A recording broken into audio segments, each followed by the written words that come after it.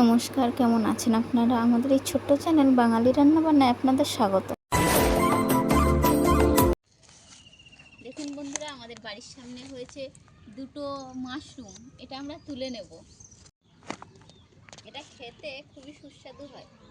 মাশরুমটা আমরা তুলে নিয়েছি, এবার এটাকে রান্না করব। আমরা মাশরুমটা তুলে নিয়ে এসেছিলাম, এবার এটা আমরা এইভাবে এটাকে ছাড়িয়ে নিতে হবে গায়ের আঁশটা। মাশরুমটা আমরা কেটে পরিষ্কার করে ধুয়ে নিয়েছি। এবার বাটিতে নিয়ে নিয়েছি একটু গরম জল। এটা একটু গরম জলে একবার ধুয়ে নেব।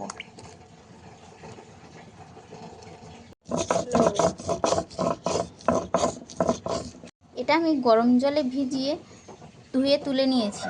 রান্নার জন্য নিয়েছি আলু, ছোট ছোট চৌক করে কেটে নিয়েছি, পেঁয়াজ, রসুন, কাঁচা লঙ্কা নিয়েছি, আর নিয়েছি কিছুটা সর্ষে বাটা।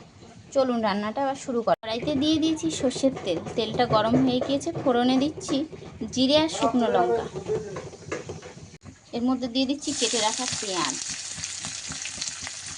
রসুন, কাঁচা লঙ্কা।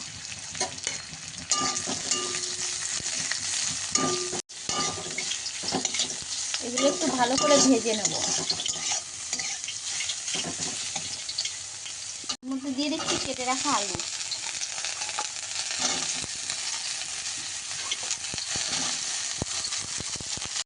এর মধ্যে দিয়ে দিচ্ছি পরিমাণ মতো লবণ, হলুদ, লঙ্কার গুঁড়ো,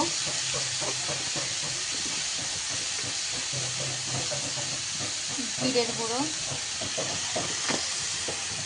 চিনি।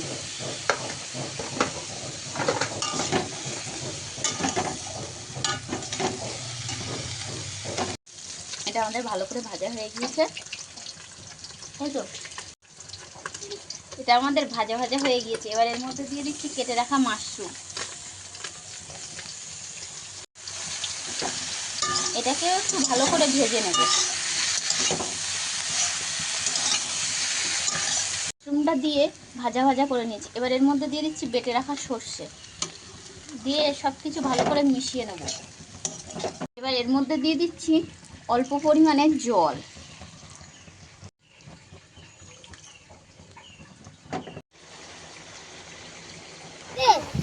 তরকারিটা আমাদের রেডি হয়ে গেছে। এবার এর মধ্যে দিয়ে দিচ্ছি গরম মশলা।